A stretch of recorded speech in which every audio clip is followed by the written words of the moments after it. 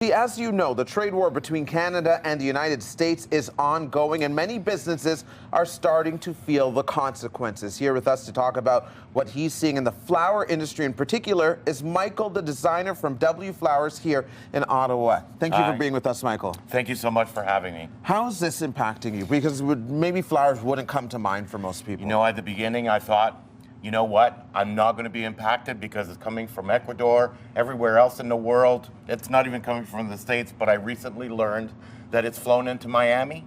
It needs to be transported through Canada, and that means tariffs. Okay. So there will be some consequence to that.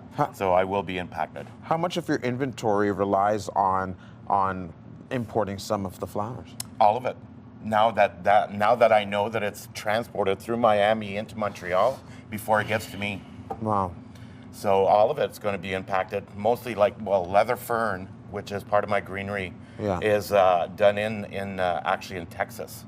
So this is grown in Texas. Okay. So, you know, some of the flowers that are local, some local is considered U.S. because it's warmer there to grow them.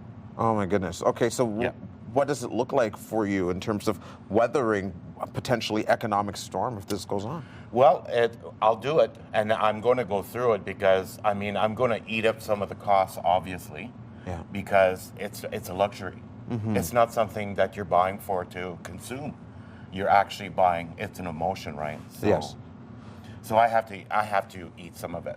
What are your options in terms of maybe replacing some of the parts of a bouquet that comes from outside? Is there someone that can maybe grow something similar here? Exactly. Yeah. So now we're already sourcing out some local growers that are just in our backyard. They're so close. Kempville, just the outskirts where it's more farming. Right. So I'm already doing that. Okay. Like my dahlias this summer and all kinds of great flowers right here in our backyard. So wonderful. I'm going to be doing that too. Okay, so I understand we're going to be building a bit of a bouquet here.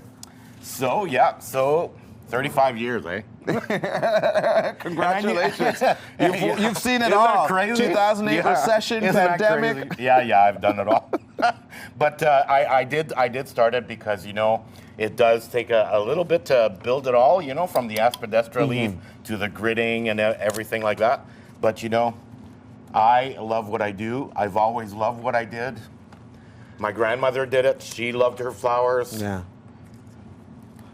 And you know, we're Canada's favorite florist 2 years in a row. Right. Congrats, that's awesome. The award, eh? Is there anything that can't be grown here locally or that you can't find an option for? Like, will we start to see the options change if this continues? Yes, of course. Yeah. And we saw that already from the pandemic. Yeah. Like there are certain exotics that I can't see anymore. Like ginger is very hard to find. You know, although we do get all the birds of paradise that are still coming. Orchids from Asia, like, wow. You know, most of them are harder to find now. Like, so there are still flowers that it still goes on. Perfect. And we have your address on the screen, but I'll just get you to remind people where they can find you if they want to continue to support our local stock here. So I'm on Merivale Road at 1556 Merivale Road. I've been there since 2019, coming out of retirement, and still enjoy what I do. And you can call us. The best way to call us is 613-224-0240, and of course my website on W-Flowers. Well, I know this is a thorny issue, but I thank you so much for coming in and joining us on CTV Morning Live. Thank you so much. Letting us know how you're impacted as well. And you guys can enjoy this. Thank you. On my behalf. Excellent. It'll be a great centerpiece for CTV Morning Live. Thank you so much. In our back room area.